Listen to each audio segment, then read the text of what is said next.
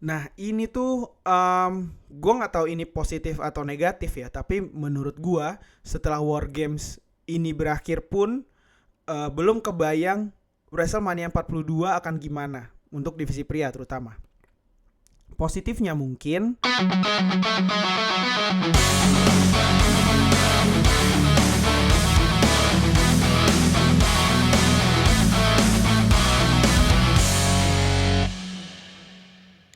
selamat datang di WWE Podcast, part of WrestlingUniverse.id, podcast yang ngebahas semua hal tentang dunia WWE, apa yang terjadi dan mungkin akan terjadi. Bersama gua Fus Hilmi setiap Senin dan Kamis pagi hadir untuk ngebahas apa yang terjadi di dunia WWE. Sebelum gua lanjut, jangan lupa follow WWE Podcast di Spotify, nyalain loncengnya biar lu dapetin notifikasi terkait episode terbaru, dan lu juga bisa dengerin WWE Podcast dengan subscribe YouTube channel Wrestling Universe Indonesia. Dan jangan lupa follow Instagram dan TikTok @WIPodcast. Boleh di like, comment, share, dan repost. Dan jangan lupa juga follow Instagram @wrestlinguniverse.id untuk mendapatkan konten-konten berita terbaru terkait dunia wrestling. Dan episode kali ini seperti judulnya, kita akan membahas tuntas Survivor Series War Games yang baru saja terjadi di hari Minggu ini, dengan semua hasilnya dan semua next storyline yang mungkin akan terjadi. Tapi sebelum masuk ke sana, gue akan bahas dulu beberapa hal yang terjadi di SmackDown dan juga lanjutan dari The Last Time Is Now Tournament. Yang pertama dari SmackDown, ada selebrasi Chelsea Green sebagai the new Women's US Championship, memproklamirkan diri sebagai the greatest champion of the North Americas. Dan kali ini lagi-lagi Jade Cargill muncul menghadang perayaan juara baru Chelsea Green dan menghabisinya dengan Jaded, menghabisi di Chelsea Green dan juga Alba Fire. Ini bisa dibilang kayaknya kedua kalinya Jade Cargill menghadang Chelsea Green, yang sebelumnya tapi di backstage gitu. Nah kali ini Jade Cargill di backstage juga menjelaskan apa yang dia maksud gitu ya, tujuannya. Tapi intinya sih dia menantang siapapun aja gitu yang memproklamirkan diri sebagai greatest champion. Dan di backstage ketemu lagi dengan B-Fab yang sudah dia kalahkan. Kemudian juga ketemu lagi dengan Michin, dan Michin memberi sinyal bahwa dia siap menghadapi Jade Cargill. Menurut gue ini menekankan aura heel-nya Jade Cargill semakin kuat. Dan gue sih menarik ya ngelihat Jade Cargill jadi Mercedes Moné di WWE gitu. Kalau Mercedes Moné kan lebih ke across brand di seluruh dunia, mengumpulkan title gitu ya. Jangan-jangan Jade Cargill juga akan melakukan itu tapi di dunia WWE aja. Nah itu mungkin kita masih tunggu ya Jade Cargill akan seperti apa.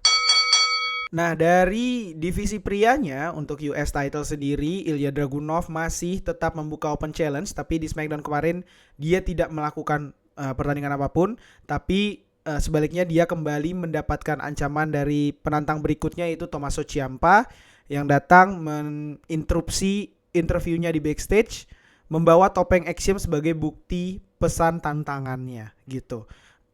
Dan kalau gue gak salah tangkep sih, sepertinya Ilya Dragunov versus Tommaso Ciampa ini akan terjadi di next SmackDown, yang mengkonfirmasi juga tidak akan ada Dragunov dan versus Ciampa di Survivor Series.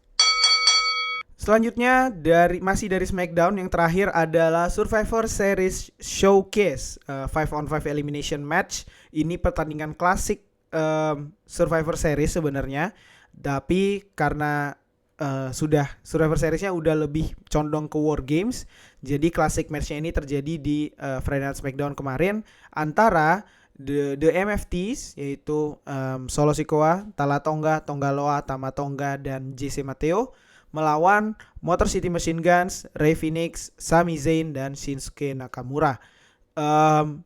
Pertandingannya berlangsung cukup ketat, kelimanya langsung ada di ring gitu ya. Kemudian berturut-turut, pertama Chris Sabin berhasil mengeliminasi JC Mateo, kemudian Tama mengeliminasi Nakamura. Ini jadi 4-4, tadi 5-4 untuk Sami Zayn dan tim. Kemudian posisi 4-4 ketika Nakamura tereliminasi. Kemudian Rey Fenix mengpin Tongga Loa. Posisi jadi 4-3, keunggulan untuk Sami Zayn dan tim. Kemudian berturut-turut Tala Tonga mengeliminasi Alex Shelley, Chris Sabin, kemudian Rey Fenix, dan posisi jadi 1-3 gitu. Sami Zayn tinggal sendiri dari timnya, dan di MFT masih ada Tala Tonga, kemudian Tama Tonga, dan juga Solo Sikoa kalau nggak salah.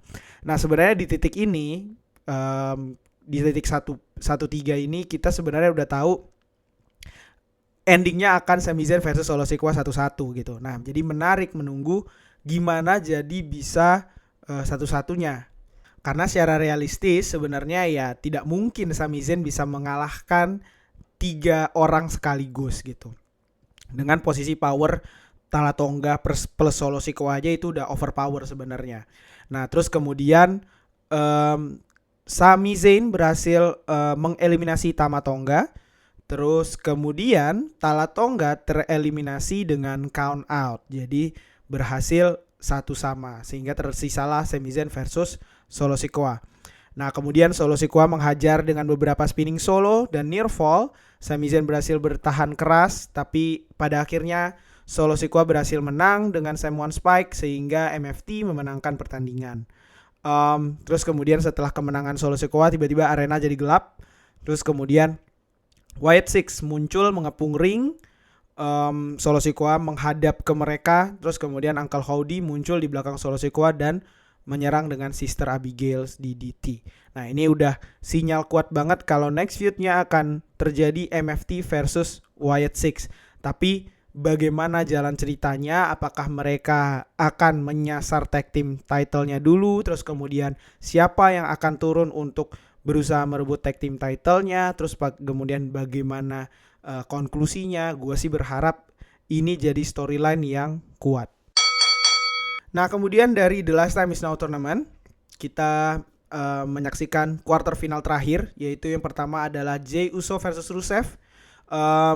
Gue ngerasa Rusev mulai berlebihan. Dia tuh kayak orgasme tiap ini ya, fantasinya tuh John Cena gitu, kayak Cena gitu, kayak berlebihan menurut gua ya. Rusev dominan dengan power offense-nya. Terus kemudian sejumlah near fall intense, termasuk match kick dari Rusev ke Jey Uso di mid air, tapi pada akhirnya Jey Uso berhasil menang via diving splash dan melaju ke semifinal. Sesuatu yang sebenarnya expected, mungkin mengecewakan beberapa orang, tapi kalau buat gua dengan kondisi Rusev terlalu berlebihan sebegitu, gua lebih happy Jey Uso yang menang sih. Kemudian dari quarter final lainnya yang terakhir adalah LA Knight yang menghadapi mystery opponent sebenarnya. Karena dia harusnya menghadapi Sheamus, tapi kemudian Sheamus ternyata cedera, kemudian akhirnya terjadi mystery opponent. Nah kemudian di backstage diperlihatkan bahwa LA Knight kesal karena kembali dapat mystery opponent dan merasa pantas dapat bye, which is menurut gua sangat make sense.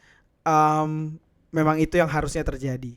Ya tapi kemudian yang terjadi adalah Nick Aldis melakukan undian di backstage. Kemudian kita lihat The Miz memaksa Nick Aldis untuk memilihnya, tapi Nick Aldis bilang ini harus fair. Terus dia melakukan undian lah dengan bola undian yang dia pakai untuk undian bagan lah gitu. Nah terus kemudian R-Truth datang minta Nick Aldis untuk masukin namanya. Lagi-lagi Nick Aldis menegaskan bahwa namanya udah ada kok gitu. Nah tapi perdebatan R-Truth dan Nick Aldis ini membuka celah The Miz untuk nge-swap kertas yang ada di dalam bola yang diambil Nick Aldis dengan nama dia. Nah ini menjawab bagaimana The Miz muncul jadi lawannya LA Knight. Memang nama The Miz udah bocor dari lama karena SmackDown kali ini kan memang tapping gitu ya. Nah tapi jadi pertanyaan sebenarnya, kok bisa The Miz lagi yang kepilih gitu. Nah tapi ternyata ketahuan bahwa caranya, intriknya adalah The Miz ini gitu, sehingga The Miz lah yang turun melawan LA Knight. Pertandingan berlangsung cukup seimbang menurut gua, dan The Miz bermain cukup licik, mencoba beberapa kecurangan gitu ya. Dan juga salah satunya yang digagalkan sama wasit Charles Robinson, yaitu usaha Miz untuk ngepin LA Knight memakai kaki di tali gitu. Pada akhirnya LA Knight berhasil menang via BFT dan lolos ke semifinal. Nah, sekarang mari kita bahas tentang Survivor Series War Games. Survivor Series War Games akhirnya terdiri dari 4 pertandingan yang sudah terkonfirmasi sebelumnya, yang dibuka dengan War Games divisi wanita antara Rhea Ripley, Io Sky, Alexa Bliss, Charlotte Flair, dan AJ Lee melawan Nia Jax, Lash Legend, Asuka, dan Kairi Sane dari Kabuki Warriors, dan Becky Lynch. Sebenarnya di Friday Night SmackDown, seperti juga divisi pria, ada advantage match untuk War Games antara Asuka versus Charlotte Flair. Pertandingan yang cukup seru ya, karena gue juga baru sadar ternyata histori mereka ini panjang sekali. Kalau gue gak salah ingat, ini adalah pertandingan ke-16 mereka dengan skor kayaknya 8-7 untuk Asuka gitu. Jadi pertandingan ini syarat juga dengan sejarah, dengan rivalitas gitu. Pada akhirnya Asuka sempat menyemprotkan mistnya, blue mistnya itu, tapi nggak kena. Kayaknya kalau gue nggak salah kenanya ke timekeeper ya, atau siapapun lah di ringside gitu kalau nggak salah. Dan Charlotte pun hampir menang beberapa kali. Pada akhirnya setelah Miss Asuka itu nggak kena,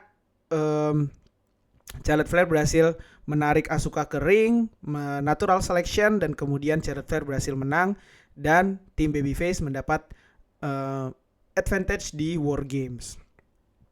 Nah, terus kemudian masuk ke War Games di Survivor Series kemarin. Yang menarik adalah, gue nggak tahu ini baru di tahun ini apa enggak, gue lupa banget. Tapi entrance-nya dilakukan satu-satu dan start gitu. Kalau nggak salah di beberapa tahun sebelumnya yang terjadi kan semuanya keluar dulu, terus kemudian dikandangin. Ketika waktunya masuk, baru setiap kandang dibuka untuk setiap kontestan keluar gitu. Nah ini keluarnya jadi satu-satu. Gue ngerasa entrance-nya jadi nggak bisa dinikmati gitu sih. Ditambah sayang sekali, gue ngerasa entrance-nya Lash Legend anti klimaks. Lash Legend keluar terakhir dan dia kurang disambut sebagai future superstar, sehingga jadinya sayang aja gitu, anti klimaks gitu. Matchnya berlangsung cukup keras, walaupun tidak tidak seseru yang diekspektasikan menurut gua. Charlotte Flair dan Asuka lagi-lagi bertemu dan membuka pertandingan. Kemudian Io Sky masuk membawa tutup tong sampah yang udah ada namanya sekarang, karena memang War Games dan Asuka dengan Io Sky itu udah jadi trademark beberapa tahun, dan juga terjadi di pertandingan ini. Kemudian selanjutnya setelah Io Sky masuk, Becky Lynch masuk dengan membawa kendo stick dan langsung menyerang Charlotte Flair. Kemudian selanjutnya Alexa Bliss masuk mengubah tempo. Kemudian Kairi Sane datang membawa rantai.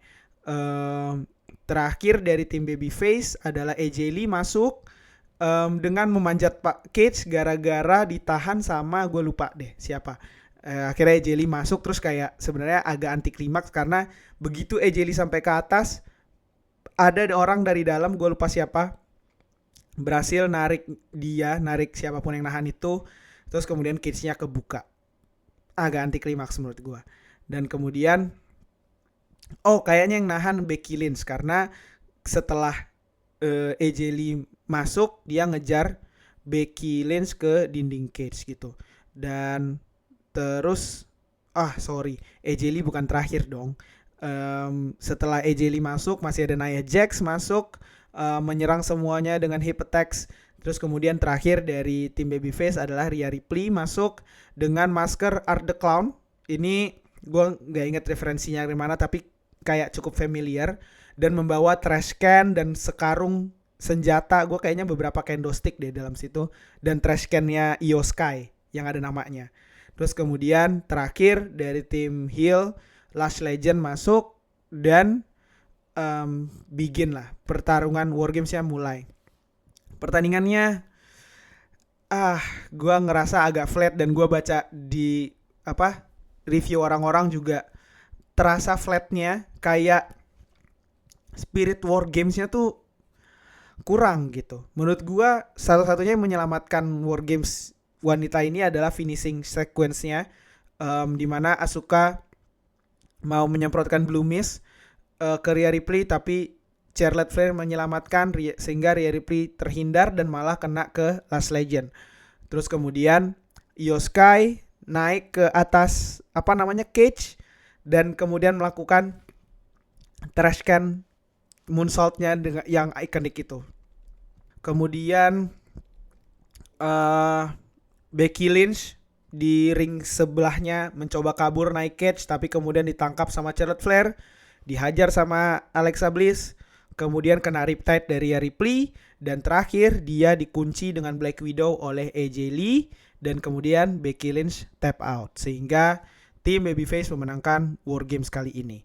Nah, ini sesuai sama apa yang gue prediksi ya, sehingga storyline-nya kemungkinan kedepannya ya sesuai prediksi juga gitu. Becky Lynch yang masih belum berhasil mengalahkan AJ Lee, bahkan di pertandingan ini ditambah dia tap out, gue yakin audiens akan memanaskan itu di setiap kemunculan Becky Lynch, dan ini akan jadi bahan bakar Becky Lynch untuk mengalahkan AJ Lee. Nah, pertanyaan besarnya adalah mengalahkan AJ Lee-nya seperti apa, karena dua-duanya sama-sama tidak pegang gelar. Jadi ya pertanyaan besar, apakah Becky Lynch akan mendethrone Maxine Dupri dulu di IC title lagi, kemudian baru AJ Lee nantang, bisa jadi. Nah, terus kemudian Rhea Ripley dan Io Sky serta Charlotte Flair dan Alexa Bliss jadi punya motivasi lebih buat ngalahin Asuka dan Kairi Sane, dan juga menurut gua Nia Jax dan Last Legend mungkin jadi punya motivasi ngalahin Asuka dan Kairi Sane juga. Jadi ini storyline atau spektrum warna baru di Women's World Tag Team Championship. Kemudian pertandingan selanjutnya adalah John Cena versus Dominic Mysterio yang ditemani oleh Raquel Rodriguez dan Roxanne Perez untuk WWE Intercontinental Championship. Pertandingannya berlangsung seperti apa ya? Gua ngerasa sih tidak seru pertandingan pertama mereka ketika John Cena menang. Banyak distraction, chip shot, dan juga powerbomb bahkan dari Judgment Day cewek-cewek Raquel Rodriguez dan Roxanne Perez, sampai akhirnya Dominic melakukan Hurricane Rana, tapi kayak gagal dan cedera gitu, pura-pura cedera di ringside sampai manggil medis. John Cena naik ke ring, terus kemudian di atas dihajar sama Raquel Rodriguez dengan Tejana Bomb, kemudian juga Pop Rocks oleh Roxanne Perez. Terus tiba-tiba sebenarnya pas di Dominic cedera itu gue ngerasa pilihannya dua nih, kalau nggak dia bohong atau dia lagi mocking Penta yang cedera karena kira-kira hal yang sama gitu. Nah, tapi ternyata pilihan pertama tuh yang benar. Jadi Dominic tiba-tiba bangkit, naik ke ring, melakukan 619 ke John Cena, kemudian mengunci John Cena gitu. Tapi wasit di sini sangat baik perannya, karena dia tidak mau ngitung pinnya Dominic, karena menurut dia Dominic ini lagi treatment medik gitu. Terus kayak ya nggak fair gitu. Nah, ini gue suka banget keputusan wasit yang ini gitu. Dan bahkan Raquel Rodriguez dan Roxanne Perez pada akhirnya diusir sama wasit, cabut gitu. Terus kemudian John Cena bangkit, shoulder blocks, five knuckle shuffle, tapi kayaknya shoulder tackles-nya yang kedua itu malah kena wasit, sehingga wasitnya jatuh gitu. Nah, terus kemudian ketika chaos wasitnya nggak ada, Finn Balor dan JD McDonagh muncul menghajar John Cena. Nah, terus kemudian tapi di situ John Cena sempat balikin kalau gue nggak salah, terus kemudian menyerang Dominic lagi, dan kejutannya terjadi, Liv Morgan muncul, kemudian jadi pertanyaan. Karena dia muncul, dia menghadap ke Dominic Mysterio dan dia menyerang Dominic Mysterio pada akhirnya. Terus kemudian orang langsung berpikir, wow, Liv Morgan betraying Dominic. Nah terus tapi kemudian ketika dia menghadap ke Cena, dia malah meluk Cena. Kemudian shotnya diambil, mukanya berubah, dan kita tahu ini adalah salah satu intrik lainnya Liv Morgan dan Dominic Mysterio. Dan terus kemudian Liv Morgan turun dan malah low blow John Cena, sehingga Dominic Mysterio punya momentum untuk 619, kemudian diserang pakai belt sama Liv Morgan dan frog splash. Dan pada akhirnya Dominic Mysterio berhasil merebut kembali Intercontinental Championship-nya dengan pinfall John Cena. Dan terus kemudian setelah pertandingan ini iklan ya WrestleMania 42 yang sempet rame, kayak itu rambutnya Liv Morgan tahu, tapi kayak bukan, itu tangannya Rhea Ripley dan segala macam. Nah ads-nya WrestleMania 42 akhirnya dirilis yang baru dengan juga ada shotnya Liv Morgan. Menurut gue ini adalah cara yang sangat baik dibanding iklan dari yang divisi pria, di mana Brock Lesnar tiba-tiba udah ada di ads, padahal di di universe-nya dia belum muncul lagi setelah lawan John Cena gitu. Itu buat gue itu sangat mengganggu, walaupun kita memang tahu Brock Lesnar sangat besar kemungkinannya akan muncul gitu, tapi muncul di ads kayak gitu gue sih nggak happy. Dan untuk treatmentnya di divisi wanita ini gue lebih seneng gitu. Dan pada akhirnya ya Dominic Mysterio kembali jadi double champion. Tapi menurut gue pertandingan ini tuh tidak terasa seperti passing torch moment. Nggak tahu kenapa, dan juga tidak di-embrace sebagai passing torch moment, which is good menurut gue, karena Dominic Mysterio jadi tidak punya beban yang terlalu berat sebagai future superstars. Ya masih muda juga, jadi masih panjang lah gitu. Beda dengan Cody Rhodes yang udah lebih veteran, lebih senior, passing torch moment itu sangat dibutuhkan di SummerSlam kemarin gitu. Nah kemudian untuk comebacknya Liv Morgan, menurut gue walaupun comebacknya bukan seperti yang gue prediksi, karena gue prediksinya Liv Morgan comeback di pertandingannya Stephanie Vaquer dan Nikki Bella, tapi menurut gue storyline-nya kemungkinan akan sama, di mana Liv Morgan akan aiming gelarnya Stephanie Vaquer Women's World Championship. Kemudian Raquel Rodriguez yang sudah dijanjikan match title untuk title yang sama akan merasa terganggu. Terus kemudian Roxanne Perez akan ngomporin sehingga pecah nih kemungkinan pecah antara Liv Morgan dan Raquel Rodriguez. Kemudian mungkin disitulah akan terjadi pushnya Roxanne Perez. Atau sebenarnya alternatifnya adalah Roxanne Perez yang jadi terganggu karena Liv balik deket-deket sama Dominic Mysterio. Kemudian Roxanne Perez betraying Liv Morgan. Ini mungkin lebih lebih direct gitu ya perpecahan yang terjadi. Nah sementara untuk John Cena, karena John Cena sekarang sudah tanpa gelar, pilihan untuk final opponentnya menurut gue makin terbuka karena tidak perlu mikirin gelar nih turunnya gimana gitu. Ya which is sebenarnya juga sesuai dengan ekspektasi sebagian besar orang gitu. Kemudian selanjutnya adalah Stephanie Vaquer versus Nikki Bella untuk Women's World Championship. Pertandingan yang juga standar menurut gue. Banyak momentum berganti. Devil's Kiss dari Stephanie Vaquer. Bahkan Nikki Bella hampir menang sebenarnya lewat drag attack.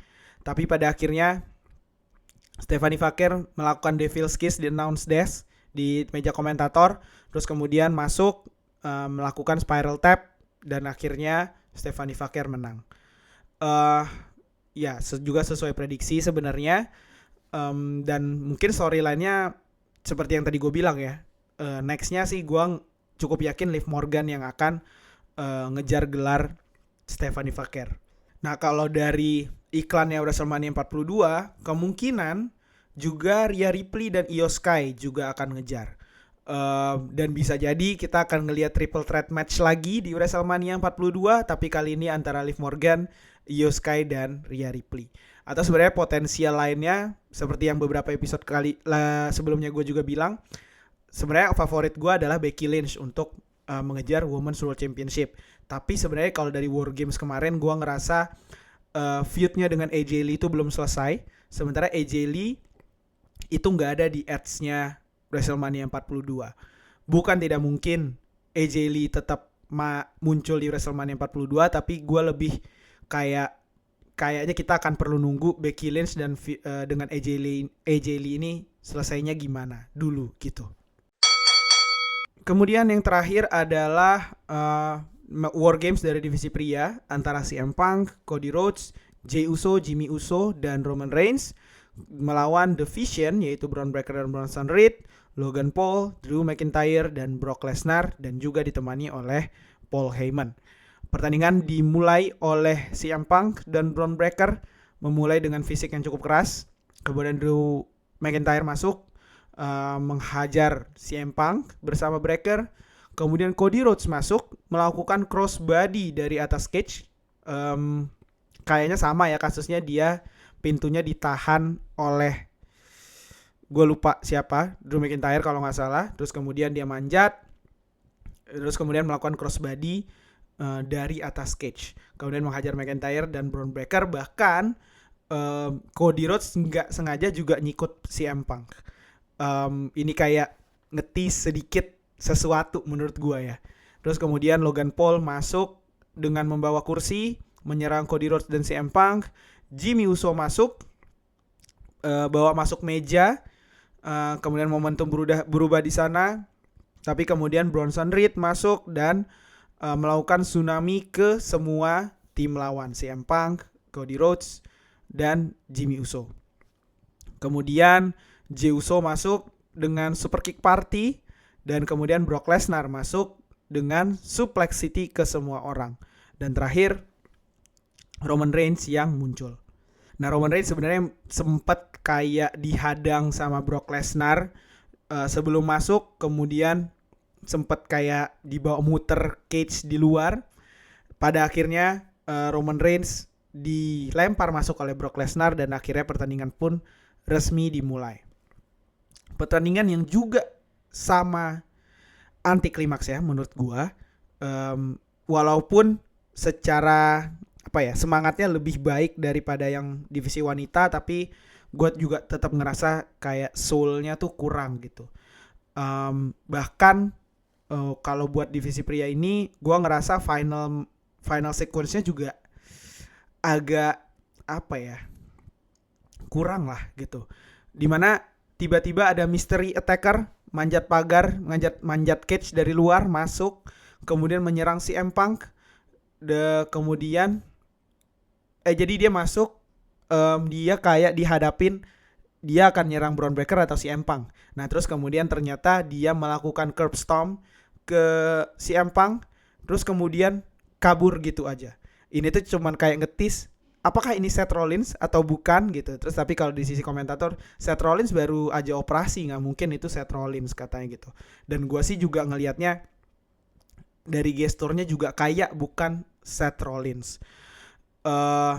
Terus kemudian dari situ Bron Breakker memanfaatkan keadaan, terus melakukan spare ke CM Punk untuk speed spare-nya untuk kemenangan The Vision dan tim heel. Nah ini pun Bron Breakker itu juga sempat kayak dia sebenarnya udah ngelepas kaosnya itu, ngeluarin tangannya, terus dia sempat masukin lagi, terus ngeluarin lagi gitu. Kayak itu sempat jadi tertawaan di arena sih kalau gua nggak salah denger ya, karena itu sangat konyol banget sih.